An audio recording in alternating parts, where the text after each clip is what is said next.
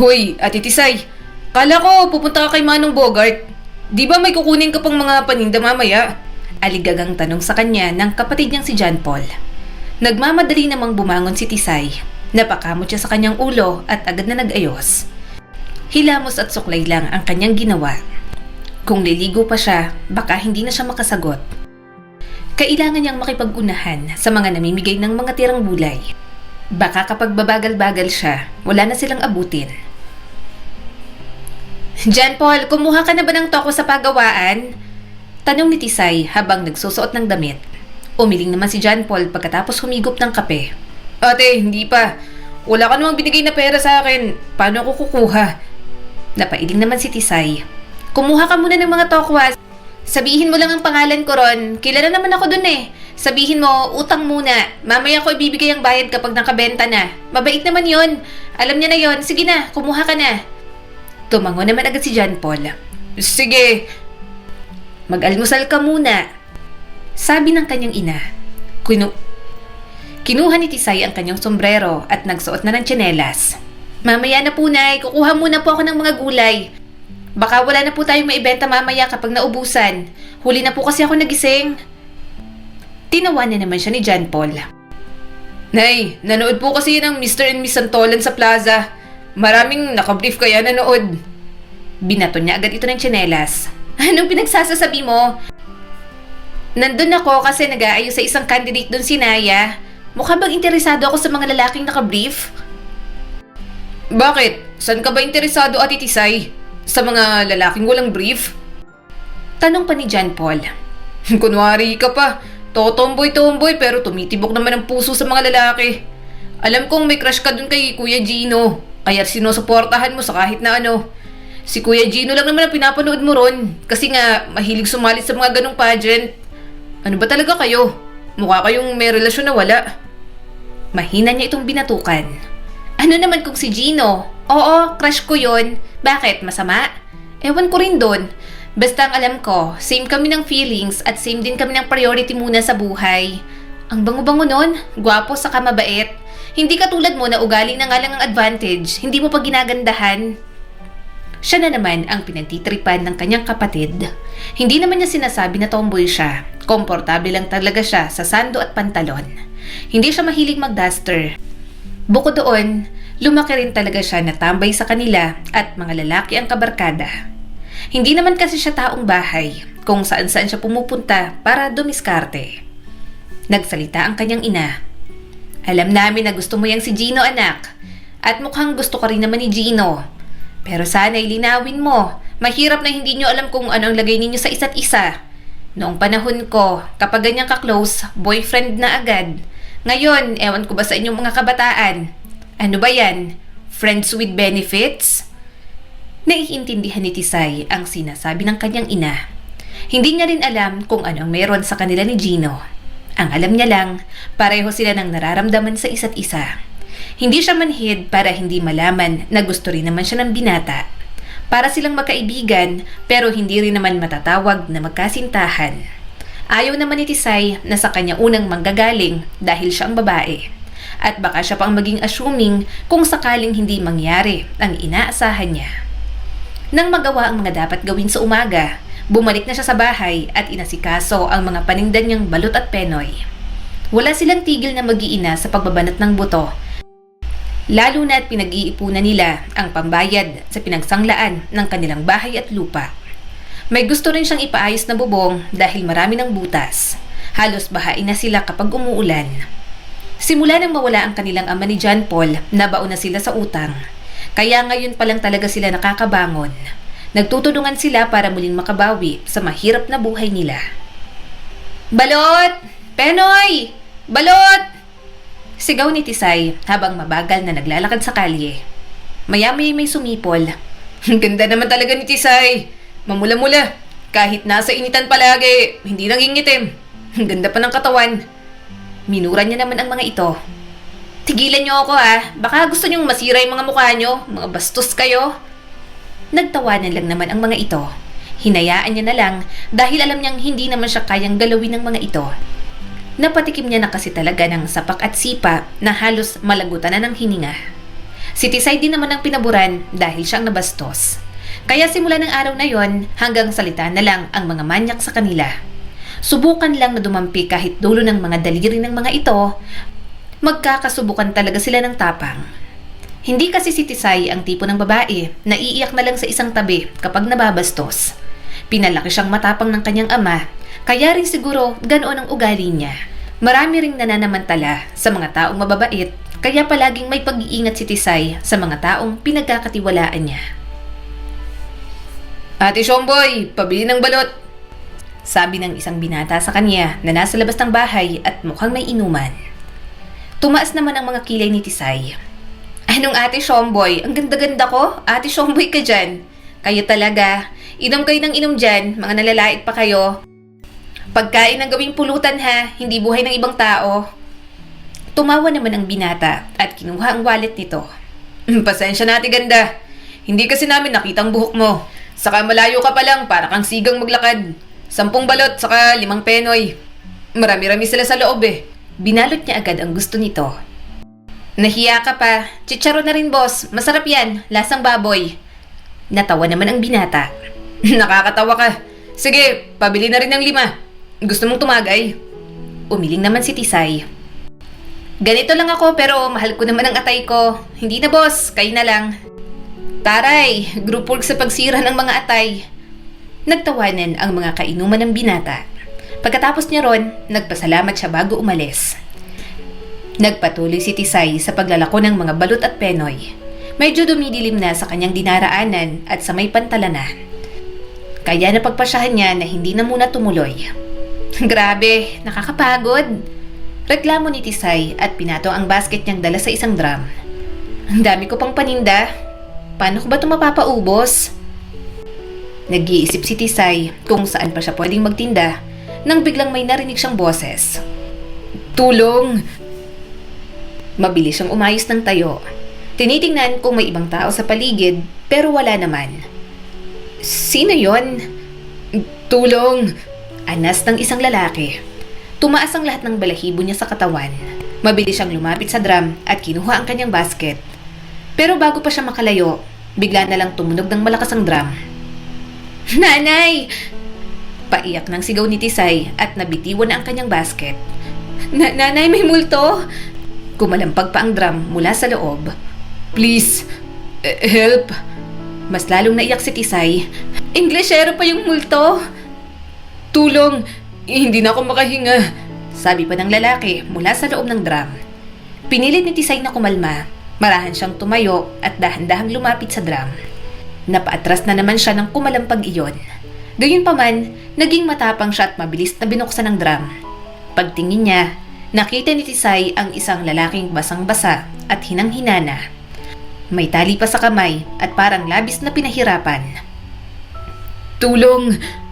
Tulungan mo ko! Mahinang sabi ng lalaki habang hinihingal. Nanlaki ang mga mata ni Tisay. Anong nangyari sa'yo? Bakit ka nandyan? Hindi na makasagot ang binata. Tutulungan niya na sana ito pero biglang may mga lalaking parating. May hawak ng baril ang mga ito kaya mabilis niyang tinakpan ng drum at nagtago sa dilim. Umusbong ang kaba sa dibdib ni Tisay. Hindi niya batid kung ano ang nangyayari. Gayunpaman, basta may hawak ng mga ganoong armas, alam niyang delikado. Kahit na nag-aalala para sa sariling buhay, nag-aalala rin siya sa buhay na nasa loob ng drum. Napakawalang kwenta mo! Bulalas ng isang lalaki at malakas na binatukan ang kasama nito. Paano nakatakas yun? Ikaw ang pinapabantay ko, hindi ba? Lago tayo kay madam nito. Buisit. Pera na, naging bato pa. Oh, hanapin nyo! Baka hindi pa nakakalayo. Imposibleng makalayo yun. Marami ng tama. Sabi pa ng isang lalaki. Tumakbo naman ang mga ito at nagpatuloy sa paghahanap. Halos pigilan na ni Tisay ang kanyang paghinga. May ideya na siya. Pakiramdam niya, ang lalaking nasa drum ang tinutukoy ng mga ito. Nasa dilimang drum, pati na rin siya, at ilang beses siyang nanalangin sa Diyos na sana hindi sila makita. Boss, hindi na pwedeng maghanap dito. May mga tao na. Mukhang mga trabahador ng malapit na pabrika dito. Sabi ng isa sa mga tauhan. Nagmura ang lalaki at agad na sumakay sa sasakyan. Tara na! Nang makaalis ang mga ito, dahan-dahan siyang lumabas sa kanyang pinagtataguan. Mabilis niyang binuksan ang drum at tinulungang makalabas ang lalaki. Napansin niya na matangkad talaga ang lalaki dahil masyado itong mabigat habang inaalalayan niya kahit na medyo payat. Teka lang, umupo ka muna rito. Bawiin mo muna ang hininga mo. Saad ni Tisay at tinulungang makaupo sa gilid ng kalsada ang binata.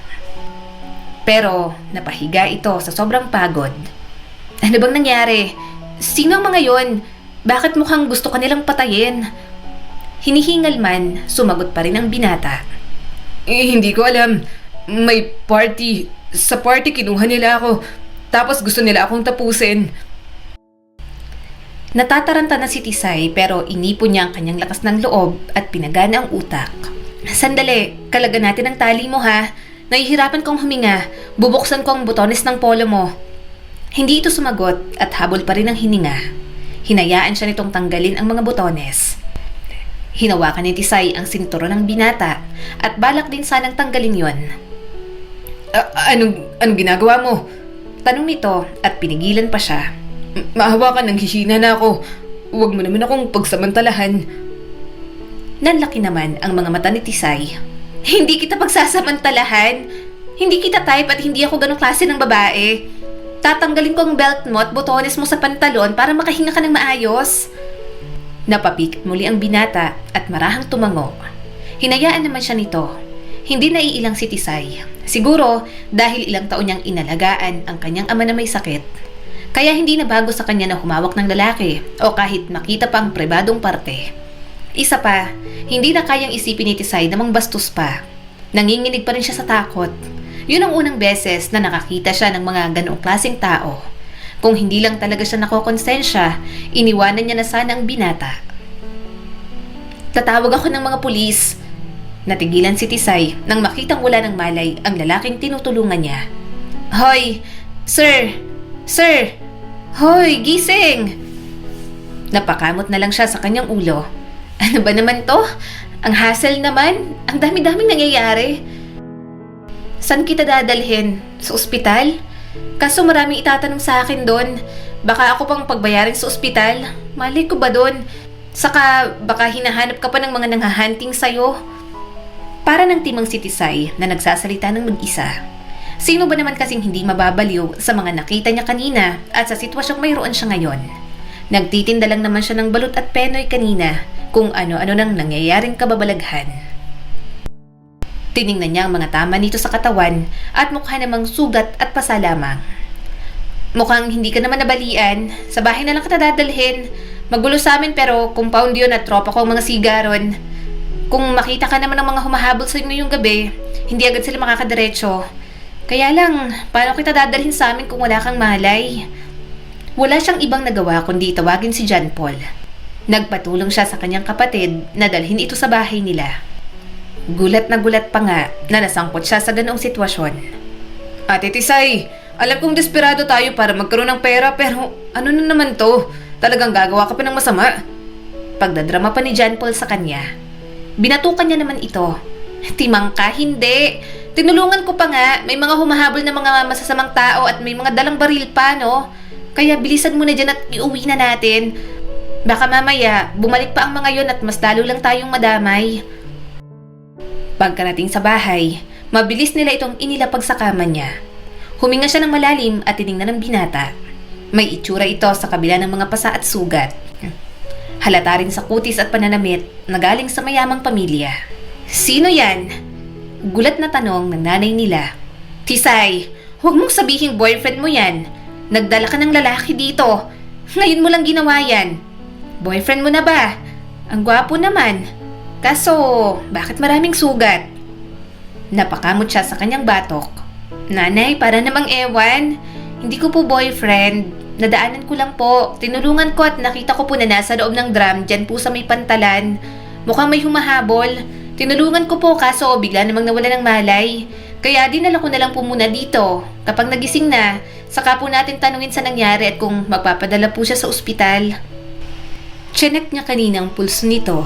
At normal naman yon, pati pagtaas at baba ng dibdib nito, kalmado na rin, kaya hindi na siya masyadong nag-aalala. Mukhang nawalan lang talaga ng malay dahil sa sobrang pagod at gulat sa lahat ng nangyayari. Ano kayong pangalan niya? Tanong ni John Paul. Nagkibit balikat siya at sinimula na itong hubaran. Hindi ko nga alam. Wala siyang kahit na anong gamit na pwedeng malaman natin ang pagkakakilanlan. Ang gawin mo muna, John Paul, pahiram ako ng mga damit. Tulungan mo akong bihisan to. Siguradong magkakaroon na to ng lagnat. Kanina pa basang-basa at hindi ko alam kung ilang oras na siyang nasa loob ng drum na yon. Kumilos na rin ang kanyang ina.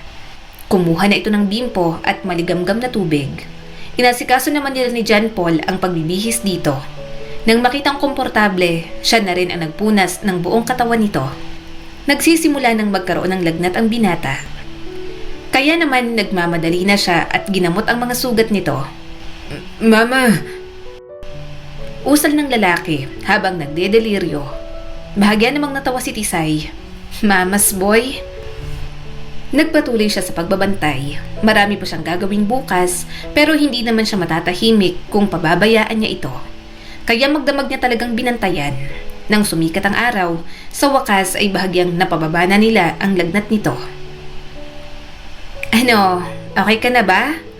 Tanong ni Tisay at nagsalin agad ng tubig sa baso. Eto, inom ka muna. Marahan naman itong uminom. Salamat. Salamat sa pagtulong sa akin. Niligtas mo ang buhay ko. Tumango naman si Tisay. Wala yon. Medyo natakot pa nga ako. Akala ko kung sinong multong sumisigaw sa gabi. Hindi ko rin naman inaasahan na may tao sa loob ng drum na yon. Pero ang mas lalong hindi ko inasahan, ang mga taong humahabol sa'yo. Sino ka ba? Masamang tao ka ba? Bakit ka nila hinahabol? Marahang umiling ang binata. Ako si Nigel. Hindi ko rin alam. Basta dinakip lang nila ako at gusto nilang tapusin ang buhay ko. Nasa party ako. Pero bigla nila akong kinuha ng palihim. Pero by now, baka hinahanap na ako ng mama ko. Ako naman si Tisay. Pagpapakilala niya rito. Sige, magpagaling ka muna. Dito ka muna pansamantala. Kapag okay na okay ka na, saka natin asikasuhin ang pagbabalik mo sa inyo. Ako nga pala, bukod sa mga pasa at sugat mo, may iba ka pa bang nararamdaman na masakit sa'yo? Sabihin mo lang. Umiling naman si Nigel. Wala. Maraming salamat, Tisay. Maraming salamat talaga. Bakit ka nga pala nasa drum na yon? Tanong pa ni Tisay. Hindi ko lang kasi ma-imagine. Nakatali ang mga kamay mo. Kaya paano kang makakasampa ron? May tumulong sa akin magtago. Isa sa mga tauhan na naawa sa akin. Pinatakas niya ako. Basang-basa ako dahil sinubukan kong tumalon sa dagat pero kinuha nila ako. Yun pala. Magpaparansom pa para sa akin bago tapusin ang buhay ko. Paliwanag ni Nigel sa kanya. Napabuntong hininga na lang si Tisay. Kawawa ka naman. Sige, magpagaling ka na dyan. Bawiin mo muna ang lakas mo saka natin tawagan ng mama mo. Maya-maya'y muli na namang nakatulog si Nigel. Pinaghahandaan nila ito ng pagkain na pwedeng kainin. Sigurado si Tisay nagutom na si Nigel pagising nito. John Paul, ikaw na munang bahala kay Nigel. Pupunta pa ako kay Mang Bogart. Sabi ni Tisay at naghahanda na sa pag-alis. Wala tayong kakainin kapag hindi tayo naghanap buhay. Tumango-tango naman si John Paul. Pagkaalis ni Tisay sa bahay, magsisimula na naman ang panibagong araw para sa kanya. Puyat pa siya pero kailangan niyang kumilos. Kahit maraming nangyari, dapat natuloy-tuloy pa rin siya sa pagbabanat ng buto. Hindi naman kasi sila mayaman, kaya kailangan kumahig araw-araw para makakain. Nang matapos makuha ang mga gulay kay Mang Bogart, nagtulong na sila ng kanyang ina na talupan iyon at iplastik. Hiniwa na rin ng kanyang ina ang mga gulay na ibebenta mamaya. Kaunti lang naman ang kanilang mga paninda pero malaking tulong yon para mabuhay sila. Ate, papasok na ako sa school. Sabi ni John Paul. Tumango naman si Tisay. Sige, mag-aral ng mabuti. Huwag ka lang sasama sa barkada mo ha. Baka mamaya mag-basketball ka pa. Tulungan mo si nanay na magtinda sa palengke. Oo, Ate Tisay. Sabi pa ni John Paul bago umalis. Nang matapos sa gawain, naglinis na sila ng kanyang ina. Mamayang hapon pa sila magbebenta sa palengke, kaya pahinga muna ang ginawa nila. Hindi naman magbebenta mamaya ng balut at penoy si Tisay, kaya wala muna siyang inaasikasong mga paninda. Hindi niya rin naman siguro kakayanin na magtrabaho sa gabi pagkatapos ng naging experience niya kahapon. Maya-maya nagising na rin naman si Nigel. "Oh, gising ka na pala," sabi ni Tisay. "Tanghali na, halika na, kumain ka na rito, sabay-sabay na tayo." Marahang tumango si Nigel at umupo sa bangko. Pinagmamasdan nito ang maliit nilang bahay. Mahinang tumawa si Tisay. Sa reaksyon ni Nigel, parang yun ang unang beses na nakakita ito ng ganoong lugar. Akala mo tao na nasa ibang planeta. "Isda ang ulam sa kagulay. Kumakain ka ba ng Gigi?" tanong ni Tisay. Tumingin naman sa kanya si Nigel. "Anong Gigi?" Natawa siya at naglapag ng kanin at ulam sa lamesa. "Ano pa? Di galunggong. Nay, kakain na po. Mamaya na yan." Sumigaw naman mula sa likod ang kanyang ina. "Oo, patapos na tong kinukusot. Ikaw ang magbanlaw mamaya." "Opo." Umupo na siya sa tabi ni Nigel habang kumukuha ng kanin at nakakamay. Aray kong init. Kain ka na, Nigel." Napatingin ito sa sariling plato na may kutsara at ibinigay sa kanya. "Kung naiinitan ka, gumamit ka ng kutsara. Dapat may serving spoon kayo. Ganito ba talaga kayo rito?" Natawa naman siya at hindi tinanggap ang kutsara. "Mas masarap kumain ng nakakamay. Hindi kami sanay gumamit ng serving spoon. Saka lang kapag may sabawang ulam. Dakot-dakot lang, pwede na yan. Huwag kang mag-alala, hindi madumi ang kamay ko." Nag-aalangan man, nagsimulang kumuha ng pagkain si Nigel. Kumuha rin ito ng isda. Mahinang natawa si Tisay na pati galunggong tinitinudor pa. Siyang nahihirapan sa ginagawa ng binata kaya pinaghimay niya na ng isda. "Ang arte mo, kalalaki mong tao." Saad ni Tisay at kumuha na rin ng kanin sabay tapat sa bibig nito.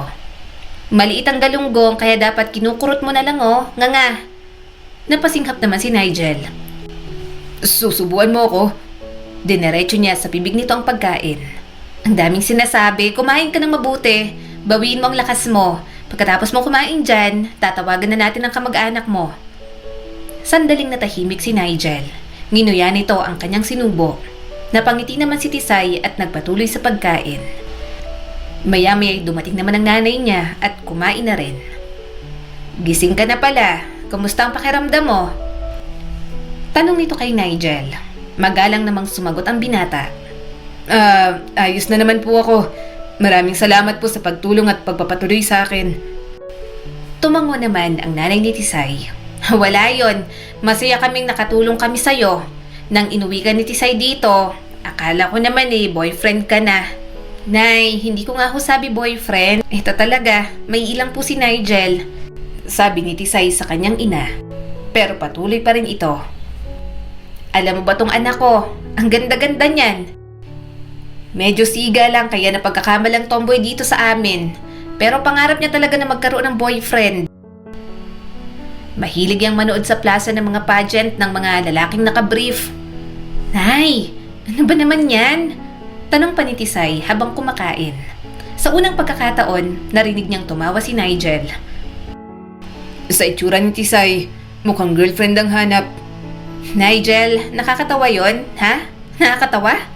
Sarkastiko niyang tanong sa binata. Nagtawanan pang dalawa. Hinayaan niya na lang. Siya na naman ang pinagtripan sa bahay na yon. Alam na alam niya talaga kung saan nagmana ang kapatid niyang si John Paul. Palagi na lang siyang inaasar ng mga ito. Eto na Nigel, tawagan mo ng mama mo. Siguradong nag-aalala na yon. Pasensya na, natagalan ako. Kasi naman yung tendero ng tindahan kung saan ako nagpa-load, kinukulit pa ako," sabi ni Tisay at umupo sa tabi ni Nigel. Tumingin naman sa kanyang binata at bumaha ang kuryosidad. "Bakit? Ano bang meron? Bakit ka kinukulit?" Yun ba? Inaaya ko magpakasal na raw kami. Gusto kasi ako simula bata pa. Parang siraulo. Hindi ko naman siya gusto." Binigay ni Tisay ang cellphone sa binata. Bahagyang napangiti si Nigel. "Ligawin ka naman pala." "Ligawin pero isa lang." Kontra ni Tisay sa sinabi nito. "Wala pang direksyon sa buhay. Kung magbo-boyfriend ako yung matinuna at hindi sakit sa ulo. Isa pa, may pangarap pa ako Pangarap ko talagang pumunta sa Canada tapos maging caregiver doon. Mag-iipon ako tapos bibili ng bahay at lupa. Para naman hindi na sa lugar na to nakatira ang nanay at kapatid ko. Kung makikita mo naman kasi, magulo talaga. Mataman siyang tiningnan ni Nigel bago nag-alok sa kanya ng malaking bagay. Pwede ka naming matulungan. Gusto mo ng bahay at lupa? Ibibili kita. Kabayaran na rin sa pagtulong mo sa akin. Nanlaki ang mga mata ni Tisay. Magandang offer yan. Nakakaakit tanggapin pero hindi ko pa rin kukunin. Kaya nga tulong eh. Wala akong hinihintay na kapalit sa pagtulong mo. Masyadong malaki naman yung binibigay mo. Malaki rin naman ang ginawa mo para sa akin. Kung hindi mo ako tinulungan, baka wala na ako ngayon. Sabi pa ng binata. Umiling si Tisay, desididong huwag tanggapin ang binibigay ng binata. Alam kong big time ka pero ang OA nang bibigyan mo pa kami ng bahay at lupa. Ganyan ba kayo mayayaman? Hindi naman lahat ng kilos ay may kapalit. Kahit simpleng salamat mula sa'yo, magiging magaan ang loob namin. Sumilay ang tipid ng ngiti sa mga labi ni Nigel. Salamat kung ganun. Oo, sige na. Tawagan mo nang dapat mong tawagan para mapasundo ka na dito at ma-report na sa mga pulis ang mga nangyari sa'yo. Sambit ni Tisay kay Nigel. Tumayo na muna si Tisay at hinayaang makipag-usap ang binata sa mama nito. Pagkatapos ng tawag, sinabi sa kanya ng binata na susunduin na siya sa bahay nila kasama ang mga pulis. Naiintindihan niya naman kung hihingan siya ng statement, lalo na't ang pinapalabas ng mga taong kumuha kay Nigel, nasa kamay pa rin ng mga ito ang binata. Nang matapos ang tawag, maya-maya may dumating na nga na susundo kay Nigel. Hindi kasyang sasakyan kaya sinamahan niya pang maglakad ang binata hanggang sa labasan. Oh, Nigel! Bulalas ng nanay nito at ang tinig ay nanginginig at mahigpit na niyakap ang binata. Akala ko nawala ka na. Akala ko hindi na kita muling makikita. Tumabi si Tisay ng kaunti. Binigyan ang mga ito ng sandali. May kaunting saya sa kanyang puso. Nagkaroon siya ng bahagi sa muling pagkikita ng mga ito at tapos na ang kanyang papel. Ginawa niya na ang kanyang misyon at oras na para siya ay umalis. Itinoon ng ina ni Nigel ang mga mata kay Tisay. Puno ng pasasalamat ang mukha nito. Ako si Olivia. Salamat, iha. Hindi ko alam kung paano kita pasasalamatan para sa lahat ng ginawa mo. Binalik mo siya sa akin. Ang mga kamay nito ay nanginginig habang inaabot siya. Parang hindi alam kung paano babayaran ang kabutihang loob ni Tisay. Bahagyang tumango si Tisay at nilingon si Nigel. Opo, tumutulong lang po ako. Yun ang gagawin ng kahit na sino. Ngunit hindi tumigil ang ginang. Hindi, iniligtas mo ang anak ko. Pwede ba, hayaan mo akong magbigay ng kahit anong tulong? Gusto kong magbigay ng reward sa'yo. Kahit na ano, sabihin mo lang kung ano ang kailangan mo. Tipid lang nang umiti si Tisay.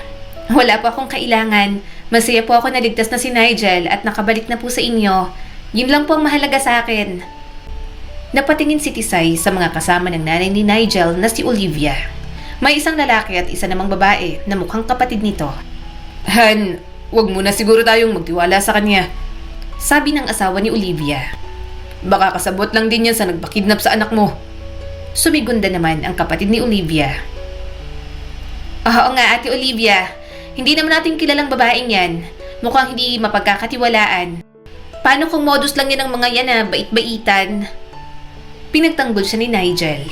Hindi po sila ganyan. Hindi po idadamay ni Tisay ang sarili niya sa kapahamakan kung may masama po siyang intensyon. Tita Claire, Uncle Ralph, hindi naman po magandang sabihin niyo ng ganyan ang taong dapat tumatanaw tayo ng utang na loob. Napatingin si Tisay kay Nigel. Mabuti pa ang binata, hindi siya hinuhusgahan. Mukhang ang mga kamag-anak nito, iba ang tingin sa kanya dahil mahirap siya. Sa ganda niyang yun, talagang napagkamalan pa siyang masamang tao. Mahirap lang po ako, pero lumalaban naman po ako ng pata sa buhay. Hindi po ako katulad ng iniisip niyo. Pagtatanggol din ni Tisay sa kanyang sarili. Humarap sa kanya si Nigel at bakas ang pagsusumamo sa mukha nito. I'm sorry sa mga sinabi nila. Napabuntong hininga si Olivia. Tama si Nigel. Hindi niyo dapat pinag-iisipan ng masama ang taong tumulong sa anak ko. Tumingin muli sa kanya ang nanay ni Nigel at bahagyang umiti. Naniniwala ako na mabuti kang tao. Hindi lahat ng tao ay tutulungan kami. Ang anak ko sa ganoong sitwasyon dahil sa takot na madamay. Kung kailangan mo ng tulong, kung kailangan mo ng anumang bagay, huwag kang mag-aatubiling tawagan ako. Ginawa ni Tisay ang tama, ngunit ang marinig ang mga salitang yon mula sa isang taong nakilala lang niya ilang oras pa lang ang nakakalipas, parang may higit pang kahulugan. Isang tahimik na pasasalamat. Ang uri ng pasasalamat na lampas pa sa mga salita. Salamat po. Salamat po sa pagpapahalaga sa mga ginawa ko pero wala na po akong ibang hihilingin. Sagot ni Tisay. Maging maingat na lang po kayo sa susunod. Aalis na sana siya pero hinawakan ni Nigel ang kanyang braso. Nagulat siya nang yakapin siya ng binata. Salamat sa pagligtas sa akin. Kahit alam mo sa sarili mong maaaring mapahama ka. Salamat sa pag-aalaga sa akin. Sa pagprotekta sa akin. Hindi ko malilimutan lahat ng ginawa mo. Hindi pa ito ang huli nating pagkikita, Tisay. Tumango si Tisay at niyakap na rin ito ng sandali at pagkatapos ay dahan-dahang umatras. Mag-ingat ka, okay? Maging ligtas ka. Sikapin mong matutong protektahan ang sarili mo para kahit paano maprotektahan mong sarili mo. Sige na, bye na. Tumingin si Nigel sa kanya. Ang mga mata ay puno pa rin ng pasasalamat. Gagawin ko. Huwag kang mamaalam sa akin dahil titiyakin ko na magkikita pa tayo. Tumaas sa isang damdamin ang puso ni Tisay na hindi niya kayang ipaliwanag habang umaatras siya. Sapat na sa kanyang kasama na ni Nigel ang pamilya nito. Binilina niya ang mga ito na mag-ingat at ngumiti bago siya bumalik sa kanila.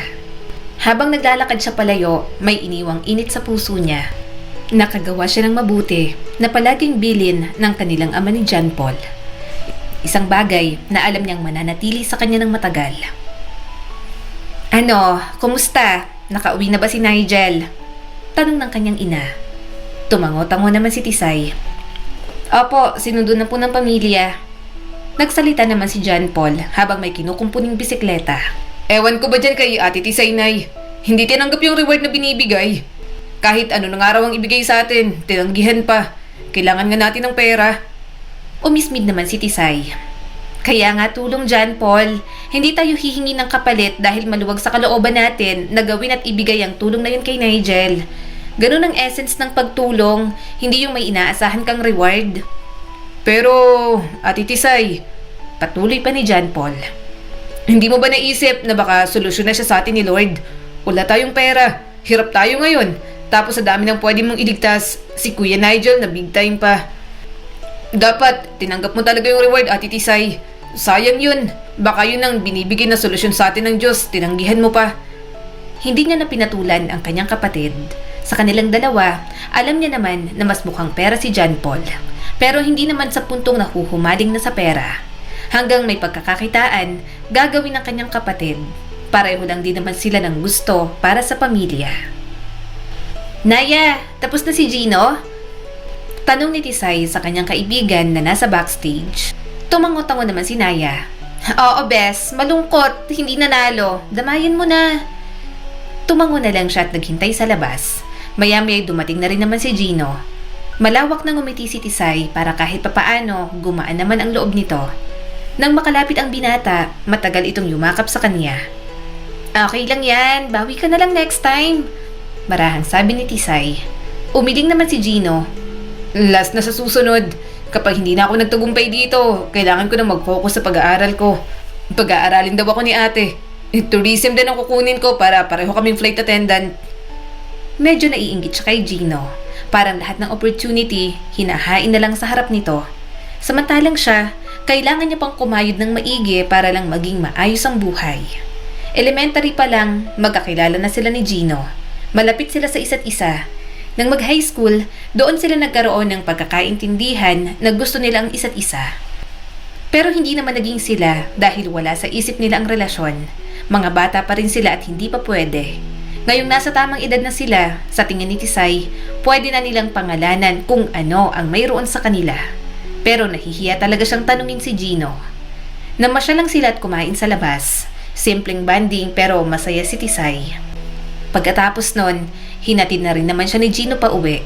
Kaya lang, nagulat siya nang makita si Nigel sa loob ng kanilang bahay. Oh, Nigel, nandito ka pala. Nakangiting sabi ni Tisay. Lumingon siya kay Gino nang hawakan nito ang kanyang braso. Tisay, hindi na ako papasok sa loob. Kailangan ko nang umuwi. Hinahanap na ako sa amin. Ah, ganun ba? Sige, sige mag-iingat ka ah. Sabi pa ni Tisay at tinanaw itong umalis. Hindi man lang nagtanong kung sino ang nasa bahay nila. Pero mukhang hindi naman interesado ang binata kahit nakwento niya na ang nangyari sa kanya noong isang gabi. Sabi ko naman sa'yo Kuya Nigel, nakipag-date yung si Ate Tisay. Sabi ni John Paul na kumakain pa ng fishball. Tiningnan muna ni Nigel ang paalis na si Gino bago lumingon sa kanya. Boyfriend mo? Natawa naman si Tisay. Hindi. Sumabat sa usapan si John Paul. Magkaibigan lang sila Kuya Nigel. Parang more than friends but less than lovers. Walang label. Ka-MU lang. Gusto ang isa't isa pero wala namang commitment. Mataman siyang tiningnan ni Nigel. Bakit ganun? Hindi ka dapat nananatili sa isang tao na hindi ka kayang bigyan ng commitment. Kapag gusto, dapat panindigan. Humalakak naman si Tisay.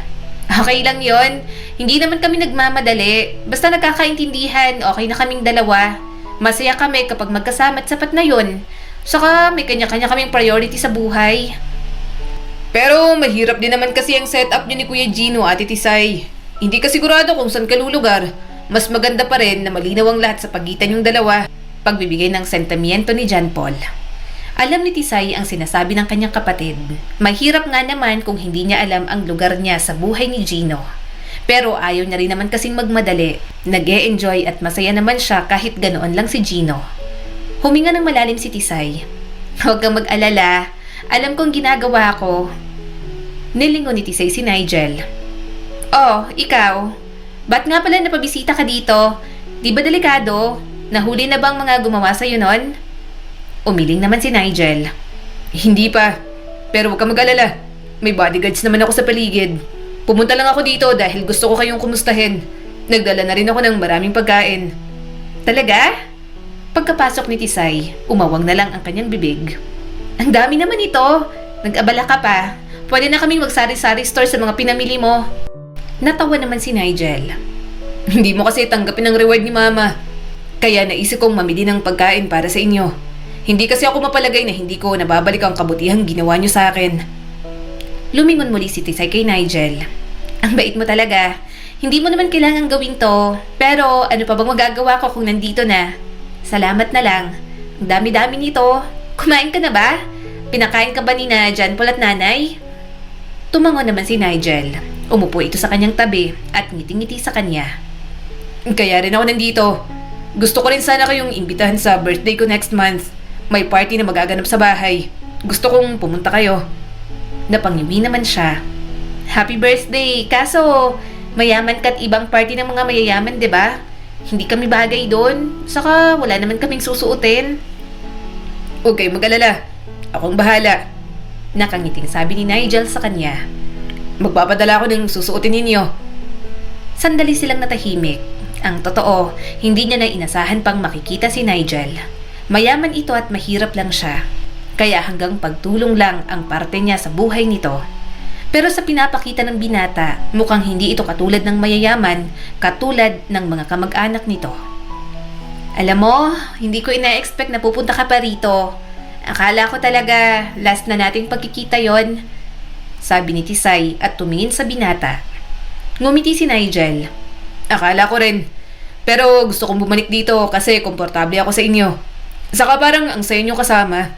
Isa pa, gusto kitang maging kaibigan. Magaan ang loob ko sa'yo. Ewan ko, pakiramdam ko lang totoo ka. Hindi ka nagbabalat kayo, pakitang tao lang. Parang madali para sa akin na pagkatiwalaan ka. Sandali silang nawala sa pag-uusap nang magsalita si John Paul. Nag-aaya itong lumabas para bumili ng makakain nila. Kaya sumama na lang sila ni Nigel. Pinagamit niya na lang din ng tsinelas ang binata. Masyado kasing maganda ang suot nito sa lugar nila.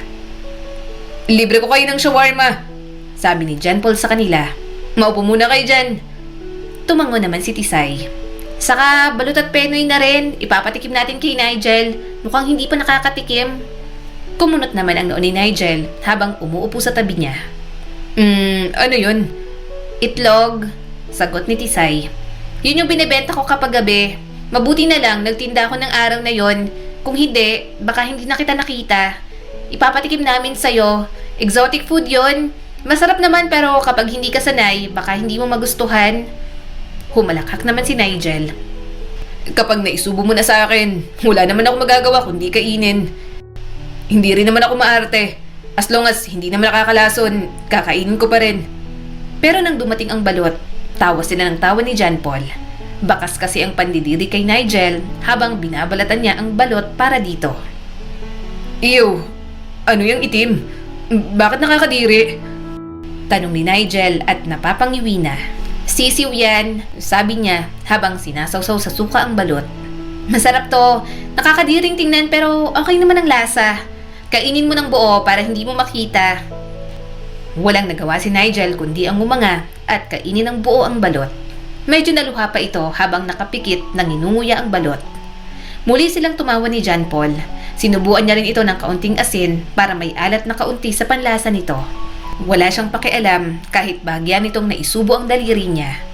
Gusto mo pa? Tanong ni Tisay dito. Umiling naman si Nigel. Isa lang, ayoko na. Hindi ko na itatry. Ito lang ang kakainin ko. Mas kaya ko tong shawarma. Tawang-tawa si Tisay at pinunasan pa ang amos ni Nigel. Simula ng araw na yon, madalas nang bumibisita si Nigel sa kanila kapag may oras ito. Naging malapit din sila sa isa't isa. Mas na-appreciate niya na ito dahil kahit mayaman, kayang makisama. Marunong na nga rin itong magkamay kapag sabay-sabay silang kumakain. Hindi niya alam pero parang may malambot na spot ang binata. Parang gustong-gusto nitong inaalagaan at medyo nagpapabibi. Siguro dahil mukhang malapit ito sa ina pero hindi naman sa puntong sobrang mamas boy na. Malambot ka masyado. Gustong-gusto mong inaalagaan ka? Tanong niya rito. Umiling naman si Nigel.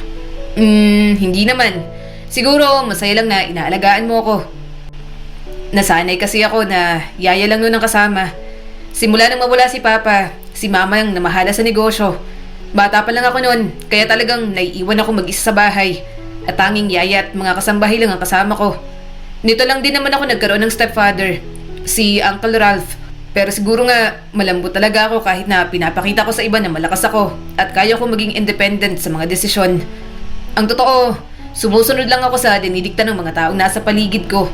Kasi wala akong ibang alam na gawin. Para kasing habang lumalaki ako, nag-ahanap ako palagi ng affection at love. Hindi ko yun mahanap sa kahit na sino. Kay Mama naman, naibibigay niya yon pero wala siyang oras para sa akin. Kaya kapag may gusto siyang gawin ko, nagkukumahog ako na sundin agad para lang makita ko yung pagmamahal na hinahanap ko. Bahagyang umusbong ang lungkot sa dibdib ni Tisay. Kahit mayaman ito, parang ang lungkot pa rin ng buhay. Hindi niya inasahan na ang Nigel na nasa harap niya, kulang pala sa pagmamahal.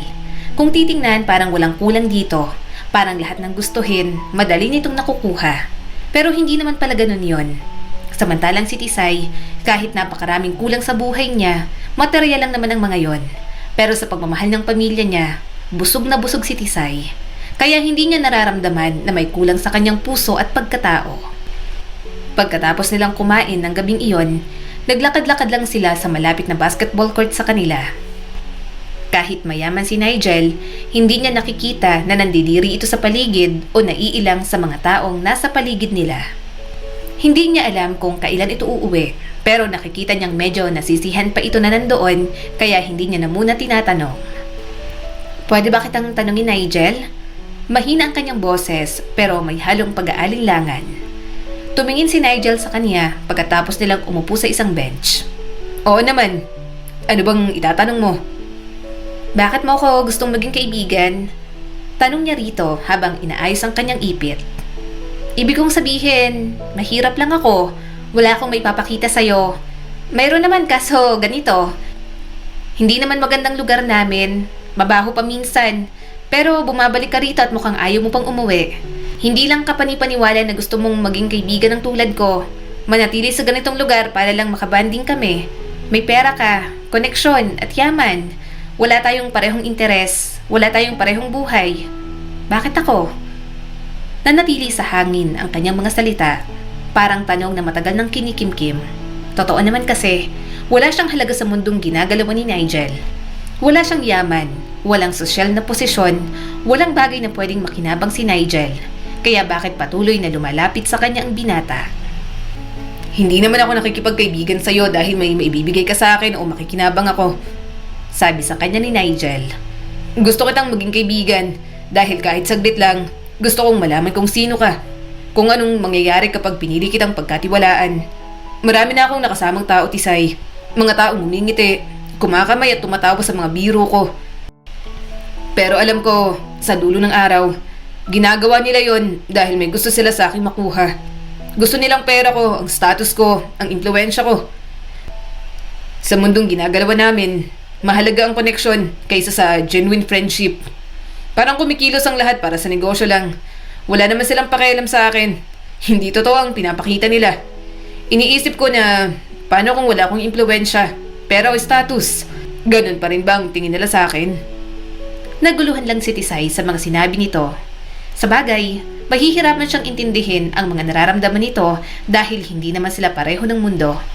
Pero isang bagay ang alam niya, hindi niya iniisip si Nigel sa ganoong paraan.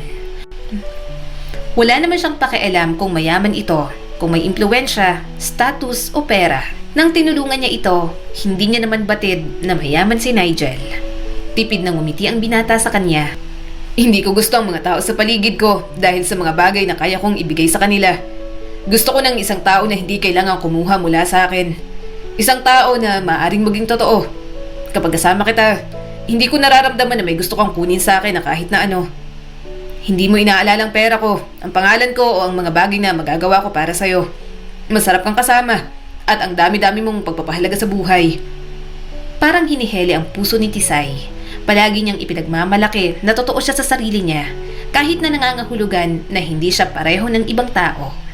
Kapag napagkakamalan siyang tomboy, wala siyang pakialam. Kung saan siya komportableng pananamit, yon ang susuotin niya. Kung iba ang tingin ng mga tao, problema lang ng mga ito yon at hindi sa kanya. Pero hindi niya alam na ang pagiging tapat ay isang bagay na bihira, isang bagay na mahalaga para kay Nigel. Totoo ka, Tisay. Mahirap hanapin ang mga katulad mo. Mahinang sabi ni Nigel at may ngiti sa mga labi. Wala pa ako nakikilalang katulad mo. Kami, mga tao sa klase ko, napapaligiran kami ng mga peking ngiti at kasinungalingan. Hindi ko kaya magtiwala sa kahit na sino. Pero kapag kasama kita, ibang nararamdaman ko. Parang kaya ko lang maging ako. Kaya ko rin magpakatotoo sa sarili ko dahil hindi mo naman ako huhusgahan. Walang pader, walang maskara, walang pagpapanggap. Bahagyan niyang hinampas si Nigel. Pinapaiyak mo ba ako? Drama mo? Humalakak naman ang binata at tiningnan siya ng mabuti. Okay lang yan. Maganda ka pa rin naman. Napairap naman si Tisay. Mangbobola, kung matawag mo naman ako maganda, parang hindi mo ako inakusahan ng muntik na kitang pagsamantalahan. Dumantay sa balikat niya si Nigel. Pasensya ka na. Nakakabigla ka naman kasi. Hindi ko naman alam na ginawa mo yun para makahinga ako ng maayos. Marami akong iniisip ng oras na yon. Dumagdag pa na tinatanggal mo ang belt at botones sa pantalon ko.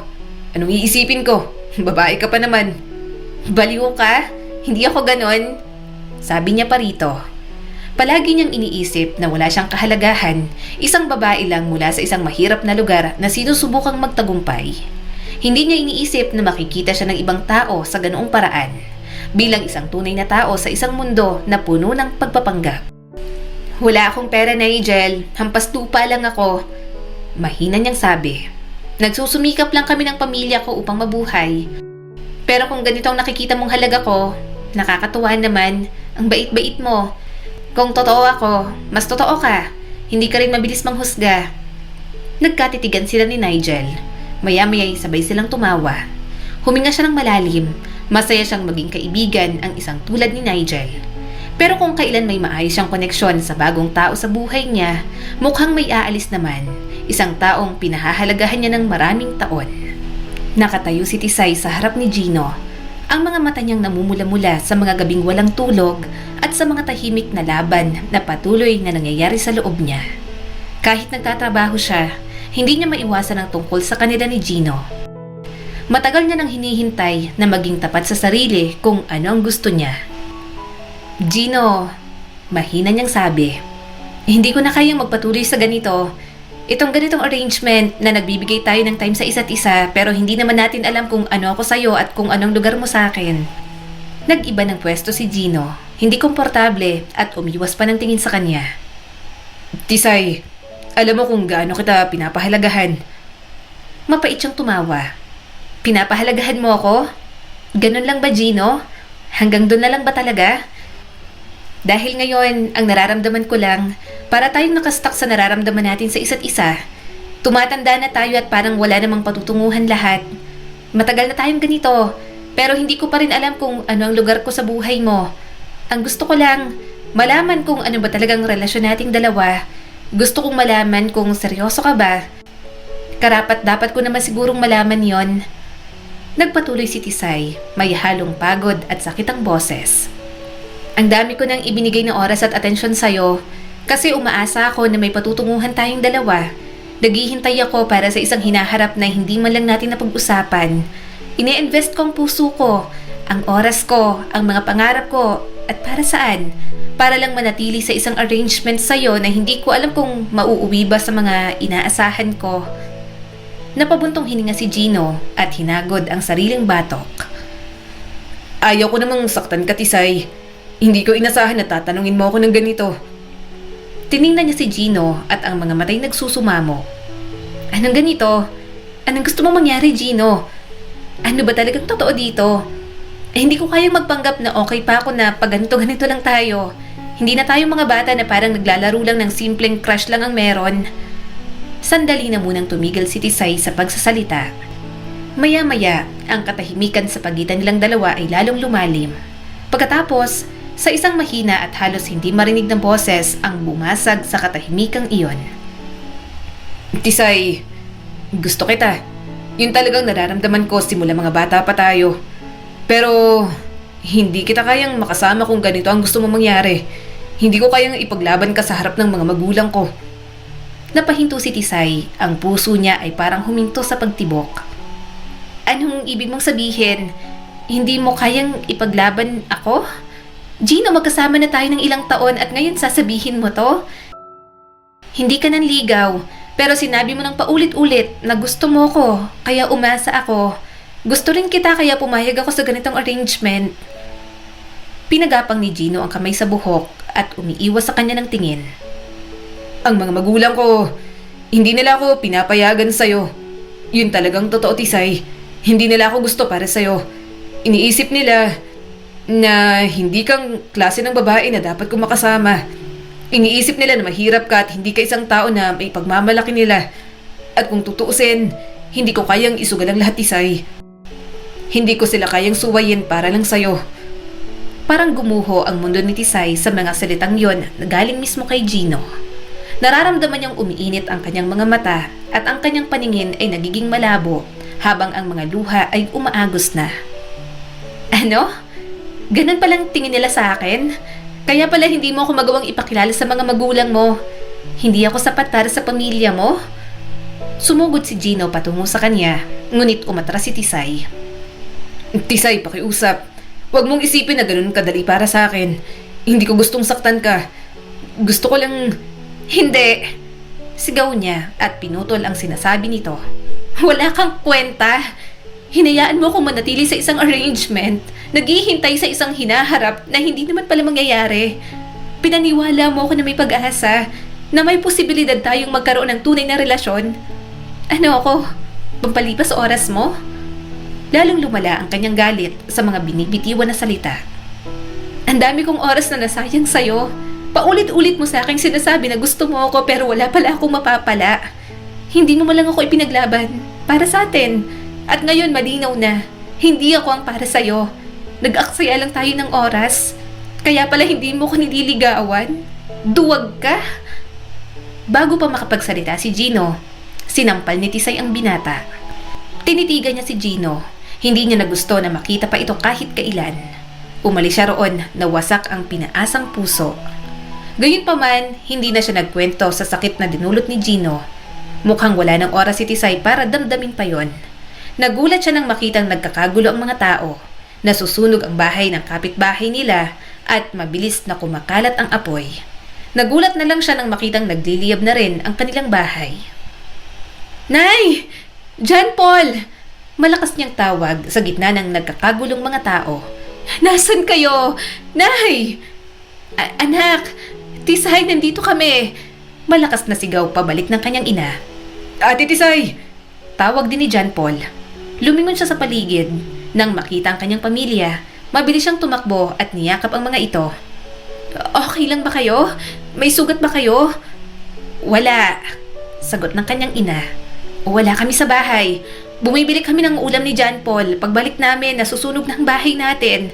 Anak, paano na tayo? Ang bahay natin katutubos lang. Wala kaming naisalbang gamit kahit isa. Sobrang bilis kumalat ng apoy. Muli niyang niyakap ang mga ito. Kaya nating tunay. Tahan na po. Makakaahon tayo sa problemang to. Pero hindi alam ni Tisay kung paano gagawin iyon. Walang-wala sila. Parang back to zero ang lahat at mas malala yun kaysa nang mawala ang kanilang ama ni John Paul.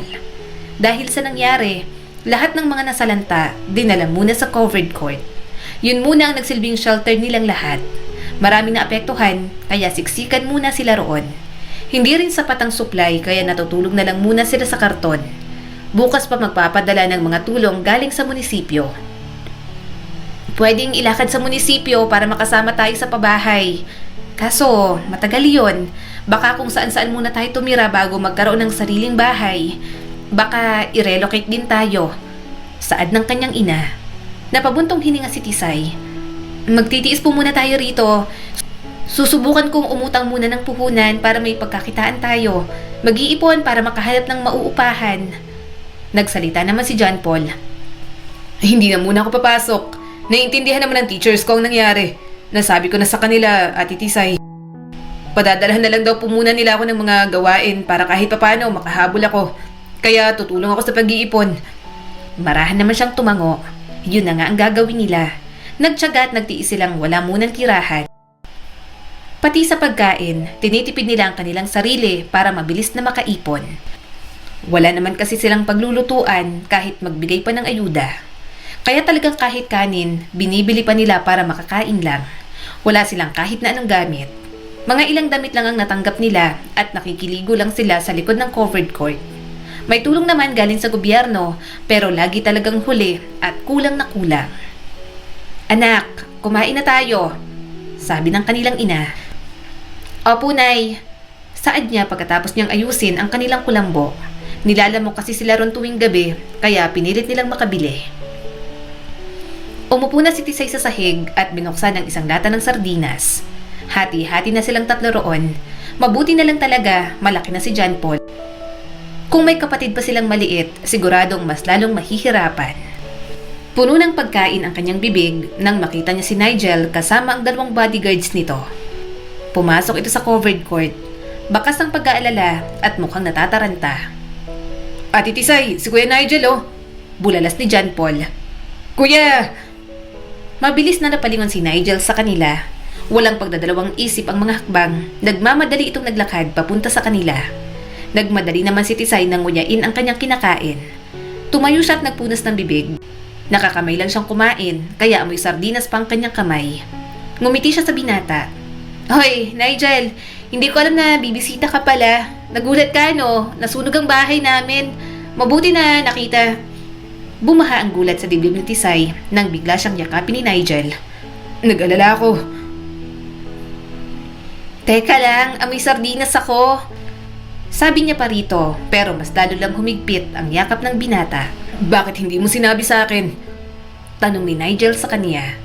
May number ako sa cellphone mo. Bakit hindi ka humingi ng tulong sa akin? Kumawala si Nigel sa yakap at tininan siya ng mabuti. Gumalaw ang paningin nito mula ulo hanggang paa ni Tisay. Mukhang tinitingnan nito kung may natamo ba siyang kahit na ano mula sa sunog. Okay ka lang? Kumusta ka? Mahina at punong-puno ng pag-aalalang tanong ni Nigel. Hindi agad makasagot si Tisay. Masyado kasi siyang gulat na gulat sa reaksyon nito. Hinawakan nito ang kanyang mukha, mga braso at kahit amoy sardinas niyang kamay, hinawakan din ito. Grabe ka naman mag-alala, Kuya Nigel. Biglang pangaasar ni John Paul. Crush mo bang ate ko? Parang doon lang natauhan si Nigel. Bahagya itong lumayo, umiwas ng tingin at ang pamilya niya ang kinumusta. Ano, okay lang ba kayo, John Paul? Wala bang nasaktan sa inyo, Nay Trinidad? Tumikhim si Tisay, nag-iinit ang kanyang pisngi. Nag-aalala rin naman ang pamilya niya sa kanya pero hindi ganong reaksyon ang binigay kay Tisay. Kaibigan niya lang si Nigel, kung tutuusin, hindi pa nga nila gaanong kilalang isa't isa. Kaya nagulat siya sa pinakita nitong pag-aalala. Tumikhim ulit si Tisay. Punta muna ako sa likod, maghuhugas ako ng kamay. Naging attentive naman agad si Nigel sa kanya. Sasama ako. Tumawa naman si John Paul. Maghuhugas lang ng kamay si ate, Kuya Nigel, hindi mawawala yan. Diyan lang sa likod. Teka nga, gusto mo bang ate ko? Muntik niya nang masakal si John Paul sa mga tanungan nito. Halatang nailang si Nigel sa tanong na yon at umiwas ng tingin. Ganon din naman si Tisay, kaya sinaway niya ang kanyang kapatid. Tumawa lang naman ang kanilang ina na si Trinidad na nanonood sa mga nangyayari. Broken-hearted pa siya sa ginawang pagpapaasa sa kanya ni Gino. Ayaw niya na munang mag-isip ng kung ano-ano.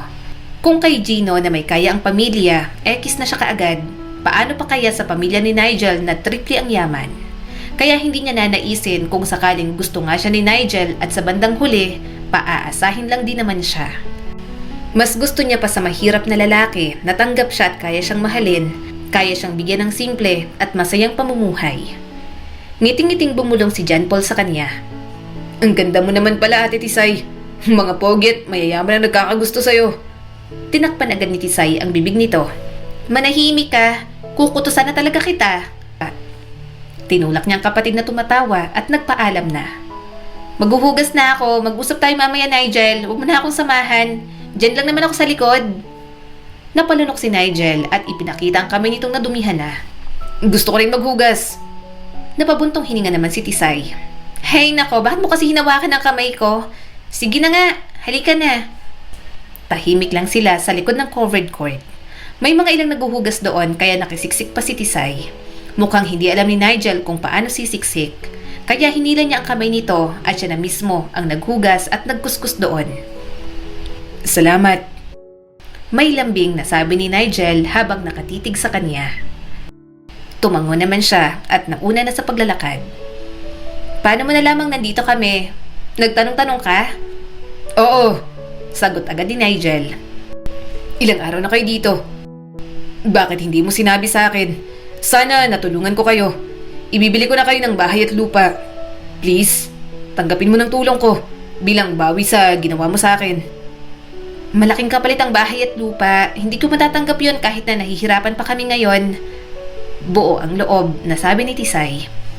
Hindi naman kami mga oportunista. Isa pa, kaya naman namin. Pansamantala lang kami dito. Mangungupahan na lang kami. Nag-iipon lang talaga para makabawi kasi wala kaming naisalbang gamit kahit isa. Hinawakan ni Nigel ang kanyang braso kaya natigilan siya sa paglalakad. Kung hindi mo kayang tanggapin ang bahay at lupa, sa amin na kayo tumira. Malaki ang bahay namin, sobrang daming kwarto. Please, kahit doon na lang. Gusto ko kayong bigyan ng matutuluyan. Tingnan mo nga yung balat mo. Ang dami mo ng mosquito bites. Napabuntong hininga si Tisay. Huwag kang mag-alala. Kaya naman namin. Okay na kami dito. Alam kong okay kayo pero ako ang hindi okay. Hindi ako matahimik na nandito kayo at nagtitiis kung pwede naman akong tumulong. Puno ng pagsusumamo na sabi ni Nigel. Tumira na kayo sa amin. Please. Kung ayaw nyo, kung nahihiya kayo, ganito na lang. Pagtrabahuhan ninyo. Pwede ko kayong ipasok ng nanay mo bilang katulong doon. Hindi mabigat ang gawain dahil marami namang katulong. Sige na. Nahihirapan kayo at kung may tutulong ako. Sige na. Tanggapin mo na, Tisay. Mata man niyang tiningnan ng binata. Pinamiwangan niya ito. Iniisip na tanggapin ang alok nitong tulong.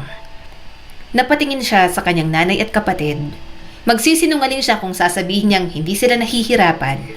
Nakikita niyang nahihirapan ang kanyang ina roon. Matanda na rin naman kasi ito. Bukod doon, naapektuhan pa ang pag-aaral ni John Paul. Kaya mukhang wala na siyang choice kundi tanggapin ang alok ni Nigel. Sige, pero pagtatrabahuhan namin ang pagtira sa inyo. Payag ako, magiging kasambahay kami ron.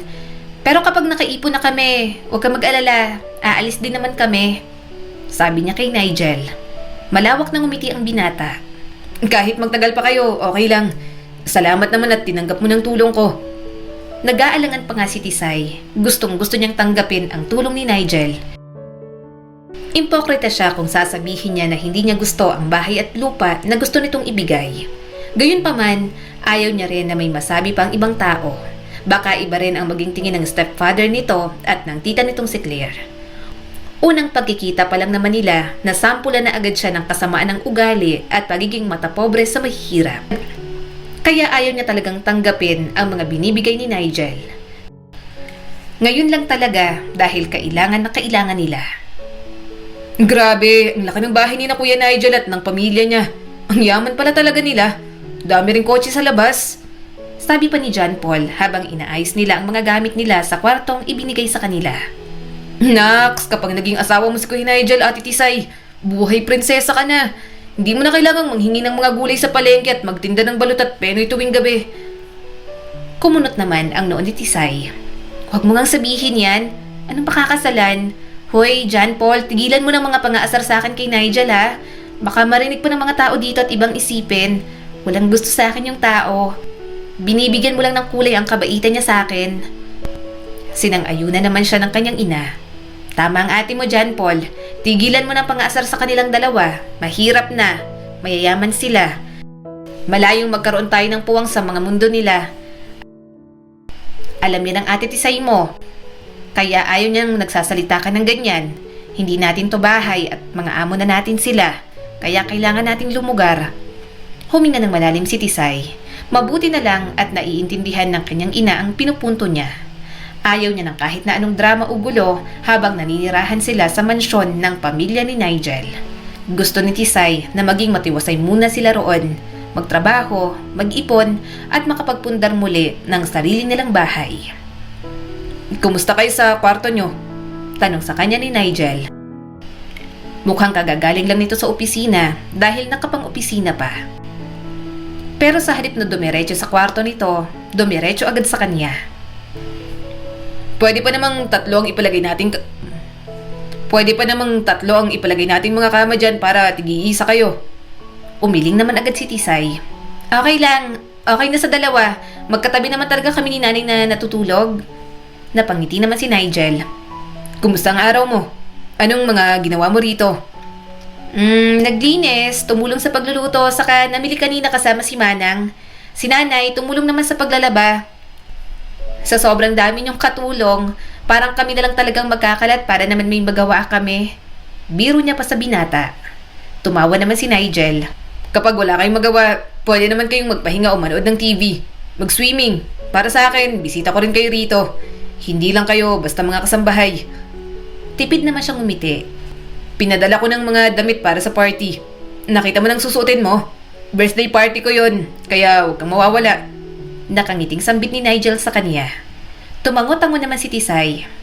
Oo, nakita ko na. Sobrang ganda ng gown namin ni nanay, lalo na sa akin. Parang nakakahiyang isuot. Baka magkalat lang kami doon. Siga pa naman ako maglakad. Hindi ako sanay na nakasuot ng gown. Umiling naman si Nigel at inabot sa kanya ang paper bag na dala. Isuotin mo to sa party. Pwede mo rin araw-araw na suotin. Simple lang naman yan. Marahang binuksan ni Tisay ang kahon. Nagulat siya nang makita ang isang kwintas na may pendant na emerald green. Mukhang mamahalin yon, kaya hindi niya alam kung dapat niya bang tanggapin. Namungay ang mga mata ni Tisay. Nigel, hindi ko alam kung matatanggap ko to. Masyadong sobra para sa akin. Hindi, please. Sige na, tanggapin mo na. Alam kong hindi ikaw ang klase ng tao na mahilig tumanggap, pero regalo ko yan sa'yo. Huwag mo sanang tanggihan, Tisay. Matutuwa ako kung makikita kong suot mo yan. Malambing ang pagkakabigkas na sabi ni Nigel sa kanya. Napabuntong hininga na lang siya. Walang nagawa si Tisay kundi tanggapin ang kwintas mula rito. Kaya naman, sa araw ng party, nakita niya na lang na suot niya ang gown at kwintas na ibinigay ni Nigel sa kanya. Ang ganda mo, iha. Nakangiting sabi ng nanay ni Nigel. Napangiti naman siya sa pagbati nito. Maraming salamat po. Sa ilang linggo nilang pananatili roon, napatunayan niyang mabait ang ina ni Nigel na si Olivia. Gayunpaman, alam niyang may division pa rin kapag kausap nito ang mayayaman at kausap naman ang mahihirap na katulad ni Tisay. Habang nasa party, naghihintay lang na makompleto ang bisita. Nakaupo lang naman sila ng kanyang pamilya sa dulo. Ayaw nilang makihalubilo dahil alam nilang puro mayayaman ang nandoon. Parang mas gusto ko pang nasa likod tayo at kasama natin ang mga kasambahay anak. Sabi ng kanyang ina. Sumang-ayon naman si Tisay. Kaya nga po, kahit ako rin. Nakapangalumbaba naman si John Paul at tinitingnan lahat ng magagandang babaeng dumaraan. Ay ako, gusto ko rito. Ang daming magaganda. Napairap naman si Tisay. Hindi ka naman papatulan ng mga yan, kaya hanggang tanaw ka na lang. Maya-maya'y nainip na sila sa isa't isa. Pumunta na muna sa loob ang kanyang ina. Samantala, gumala naman si John Paul. Siya na lang ang naiwan sa kanyang pwesto. Hinihintay niya lang naman kasing lumabas si Nigel. Biglang isang malamig na boses ang tumagos sa kasiyahan ng paligid. Tingnan mo nga, Tisay. Anong ginagawa mo dito? Tanong ng tiyahin ni Nigel na si Claire. Isa ka lang naman katulong dito sa bahay. Bakit ka nasa ganitong klaseng okasyon? At saan mo nakuha yung damit? Yung kwintas? Ramdam niya ang mabilis na pagtibok ng kanyang puso. Pero pinilit niyang panatilihin ang kanyang pagiging kalmado. Alam niyang ganoon talaga ang ugali ng tiyahin ni Nigel. Nakipagtitigan siya kay Claire at pinilit panatilihing matatag ang kanyang boses kahit na masakit ang pang-iinsulto nito. Ibinigay po ito ni Nigel. Sagot ni Tisay at maingat ang mga salitang binitiwan. Inimbitahan niya po ako sa party. Lumapit ito kay Tisay at may bahid ng pangmamaliit ang boses. Akala mo ba, dahil tinatrato kanyang parang bisita at ang pamilya niya sa pamamahay na to, ibig sabihin may lugar ka rito? Huwag mong asahang mangyayari ang mga bagay na hindi para sa'yo. May fiancé na si Nigel.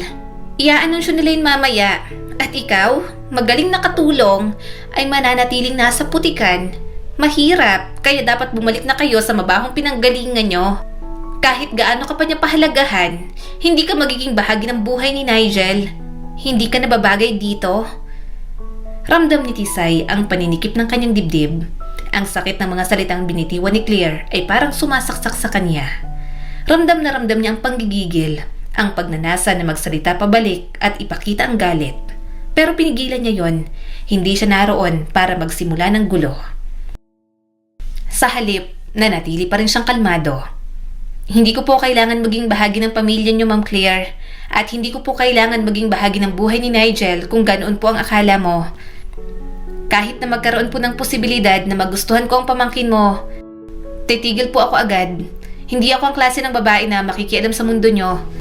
Hindi ko paliligiran ang sarili ko ng mga taong minamaliit po ako at ang pamilya ko. Hindi ko kailangan ng yaman at hindi ko kailangan ng mga panghuhusga. Napuno ng tensyon ng hangin. Bahagyang natigilan si Claire, tila naguguluhan sa hindi inaasahang sagot ni Tisay. Parang naghanap siya ng isasagot, pero bago pa ito makapagsalita, umatras si Tisay at umalis na lamang. Aaminin niya, hindi mahirap na magustuhan si Nigel. Napakabait, maalalahanin at hindi mapanghusga. Gayunpaman, pakiramdam niya ay nauulit lang ang nangyari sa kanila ni Gino. Kung gugustuhin niya si Nigel, mahihirapan lang siya dahil alam niya naman sa kanyang sarili na hindi talaga siya bagay sa mundo nito. Maya-maya'y lumabas na nga si Nigel. Napangiti si Tisay at pumapalakpak nang makita ito. Mukha itong may hinahanap sa dagat ng mga bisita pero sumuko na rin nang hindi makita. Hindi lang kayo naritong lahat para sa birthday ng aking anak na si Nigel. Dahil ngayong gabi, ipapakilala ko ang fiancé ng aking anak. Nakangiting sabi ni Olivia. Bakas naman ang gulat sa mukha ni Nigel. Parang gusto nitong kumontra pero dahil maraming tao, hindi nito magawa. Mukhang wala itong ideya na may ipapakilalang fiancé nito. Ladies and gentlemen, pinapakilala ko sa inyong lahat si Veronica de Vera, ang fiancé ng aking anak na si Nigel. Nakangiting anunsyo ng nanay ng binata. Tinanaw niya ang pababang dalaga. Ang ganda niya. Kutis at pananamit pa lang, halatang mayaman na ang mapapangasawa ni Nigel. Doon pa lang, wala na siyang laban. Pero ano bang laban yon? Una pa lang, hindi naman siya nakikipagkompetensya.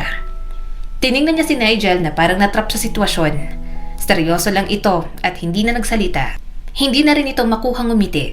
Pagkatapos nun, marami pang lumapit na mga bisita. Malungkot namang napangiti si Tisay. Umalis na muna siya sa crowd. Babatiin niya na lang si Nigel at ibibigay ang kanyang simpleng regalo kapag sila na lang dalawa. Nahihiya siyang ibigay ang regalo niya na simpleng maglang naman. Pinasulatan niya lang ito ng pangalan nito at wala nang gaanong espesyal. Nang makita niya ang pool sa likod, tinaas niya ang kanyang gown at nagbabad ng kanyang mga paa. Nandito ka lang pala, mahinang sabi ni Nigel. Napatingala naman si Tisay. Ikaw pala, anong ginagawa mo rito? Marami kang bisita. Matamang tumitig si Nigel sa kanya at tumabi, pero hindi nito nilagay sa tubig ang mga paa. Ikaw ang hinahanap ko. Doon ka na, marami ka pang i-entertain ng mga bisita mo, sabi ni Tisay. Nasaan na bang fiancé mo? Iniwan mo? Umigting ang panga ni Nigel at napailing.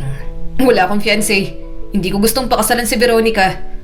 Dinaan ni Tisay sa tawa ang lungkot na nadarama. Bakit naman? Inanunsyo na nga na siyang mapapangasawa mo. Bakas ang kaguluhan sa mukha ng binata.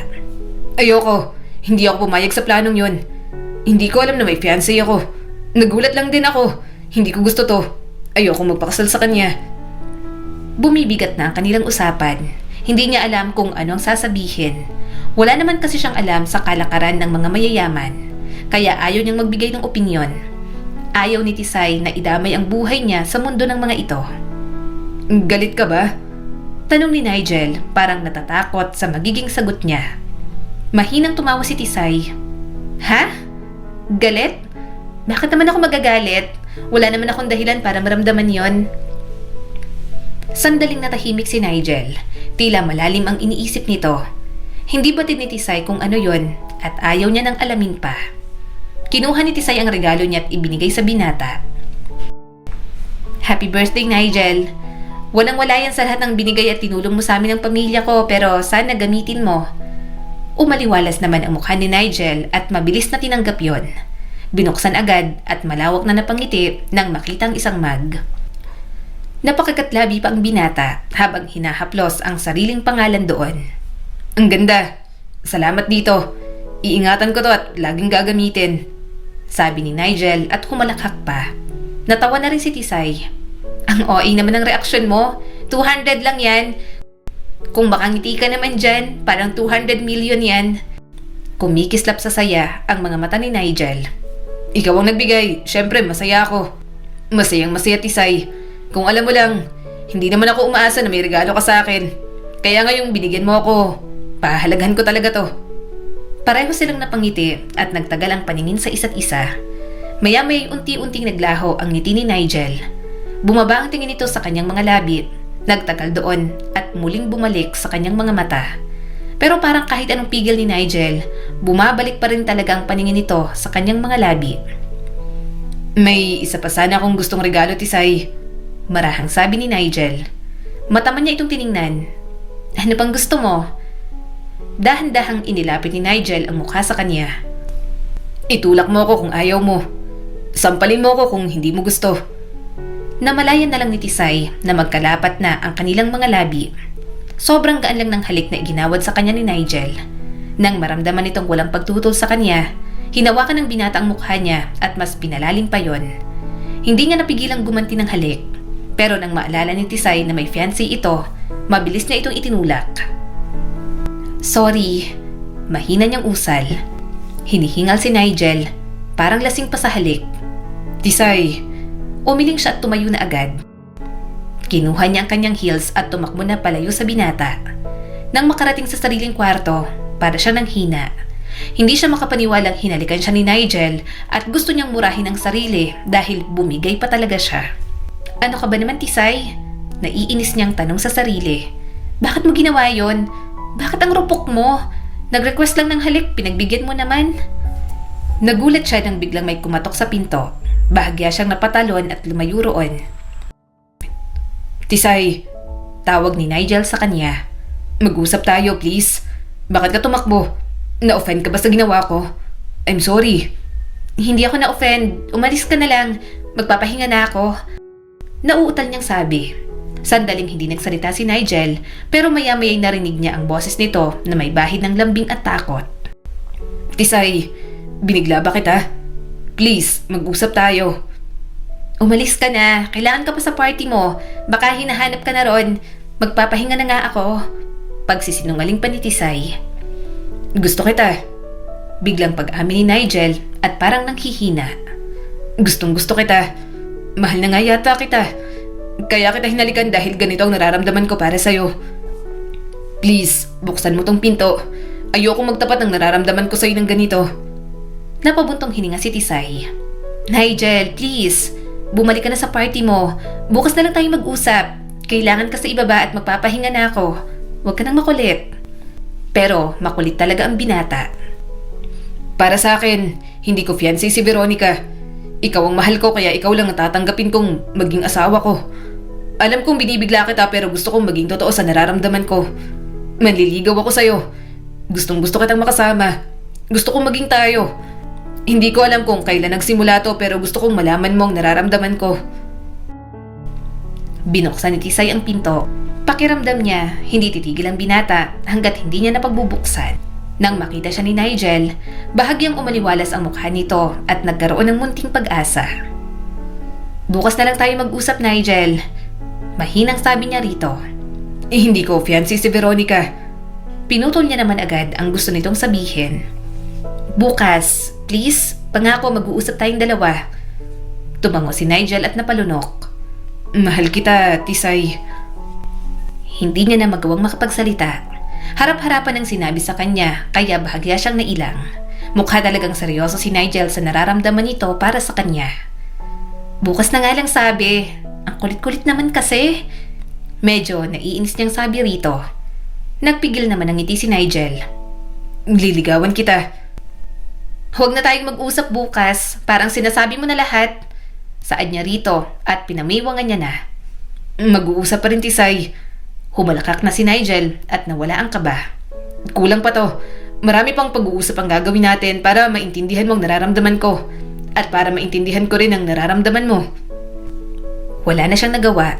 Pagkatapos ng pag-uusap na yon, talagang harap-harapan siyang niligawan ni Nigel. Gusto niyang itago nito pero masyadong vocal at parang walang takot kung malaman ng pamilya nito. Tila kahit anong mangyari, handang-handa siyang panindigan. Ano yan? Gulat na tanong ni Tisay. Mabilis na hinila si Nigel sa lugar na hindi sila makikita ng kahit na sino. Bakit nagbibigay ka ng mga bulaklak? Ang dami at ang laki-laki. Tumawa lang naman ang binata. Hindi ko naman gustong itago ang panliligaw ko sa'yo. Walang sense para itago pa. Napakamot na lang siya sa kanyang ulo. Napakatigas ng ulo ni Nigel. Natatakot lang naman kasi siya sa magiging reaksyon ng pamilya nito. Baka katulad ni Gino, hindi rin siya ipaglaban ni Nigel sa oras na nagkagipitan na. Naging tuloy-tuloy ang panliligaw ni Nigel sa kanya. Hindi pa nakakarating sa pamilya nito, pero pakiramdam ni Tisay, pinag-uusapan na sila ng mga kasambahay. Maging ang nanay niya nag-aalala na palayasin sila sa oras na malaman na nanliligaw si Nigel sa kanya. Iho, Nigel, nandito si Veronica. Nanlalaki ang mga mata ni Olivia. Oh, wow! May dala kang mga bulaklak. Alam mong darating dito si Veronica? Umiling si Nigel at tumingin sa kanya sabay ngiti. Para kay Tisay po to, Mama. Nanliligaw po ako sa kanya. Walang pakundangang lumapit sa kanya si Nigel at ibinigay ang mga bulaklak. I miss you. Ano? Naiinis na napatayo si Veronica. Ako ang fiancé mo. Bakit manliligaw ka ng iba? Sa isang katulong pa? Kumunot ang noo ni Nigel. Anong problema sa katulong? Mahal ko siya kaya nililigawan ko. At kailan ba ako pumayag na maging fiancé mo? Tita! Nakakairitang sigaw ni Veronica at tumingin sa nanay ni Nigel.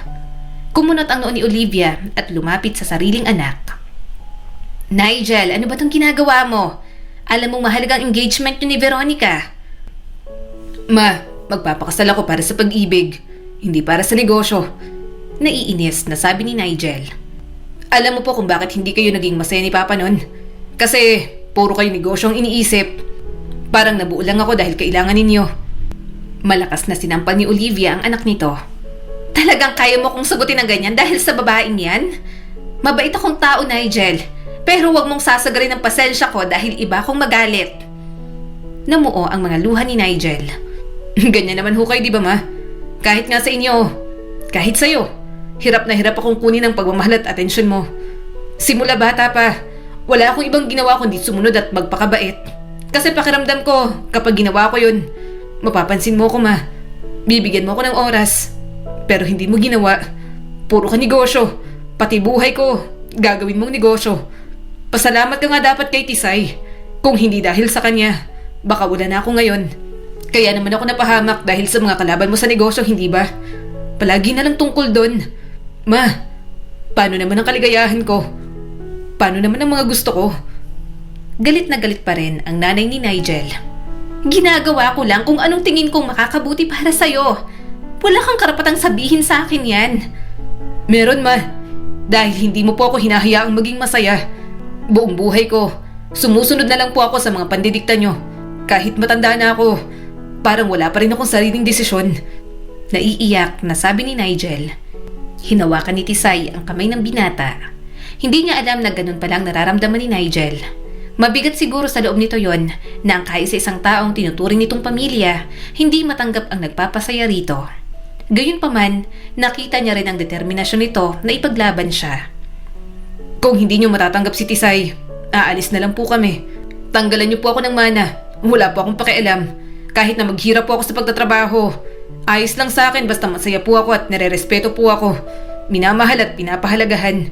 Mga bagay na kahit kailan, hindi niyo po binigay sa akin ng buong buo. Dahil sa nangyari, bago matapos ang araw na yon, umalis na nga si Nigel. Sinama siya nito maging ang kanyang pamilya. Doon sila tumira sa kondo ng binata na pagmamay-ari nito mismo. Alam niyang desidido si Nigel na ipaglaban siya, kaya sino siya para hindi ipaglaban ito? Gayunpaman, hindi niya gustong may hidwaan ito sa sariling ina. Ikaw ang nagluto? Nakangiting tanong ni Nigel at yumaka pa sa kanya pagkatapos niyang maghain. Siniko niya naman ito. Hoy, si nanay nakatingin. Natawa naman ang kanyang ina. Ayos lang. Masaya nga ako na nagkanobyo ka na rin sa wakas. Mas lalo pang naglambing si Nigel. Halos ayaw nang humiwalay sa kanya. Masaya raw si nanay. Huwag ka na mag-alala dyan. Dapat masanay silang malambing ako sa'yo. Pakakasala naman kita. Suminghap si Tisay. Alam mo, yung mga banat mo, nakakabigla. Tumawa si Nigel at inayos ang kanyang buhok. Magsisimula ako ng sarili kong negosyo. Pagkatapos nun, magpapakasal na tayo. Civil wedding muna. Bibigyan na lang kita ng grand wedding kapag maayos na tinatayo ko. Okay lang sa akin kahit simple lang. Nakangiting sabi ni Tisay. Saka alam ko magtatagumpay ka sa ginagawa mo ngayon. Ang galing-galing kaya ng boyfriend ko. Pero hindi ba mabigat sa loob mo? Hindi mo ako kasundo ang mama mo. Napabuntong hininga si Nigel. Siyempre, mabigat pero hindi naman sa lahat ng pagkakataon. Siya palagi ang tama. May sarili na akong buhay. Malaki na ako para magdesisyon sa sarili ko. Wala akong ibang ginawa nun kung di ang sumunod sa kanya. Lahat sinunod ko. Ikaw lang ang ginusto ko sa buong buhay ko pero hindi niya pa mapagbigyan. Ayoko namang sabihin sa kanya lahat ng yon. Kaso, sumabog na lang talaga ako. Niyakap ni Tisay si Nigel. Hangad niyang magkaayos ng dalawa. Gusto niyang gumaan ang loob ni Nigel.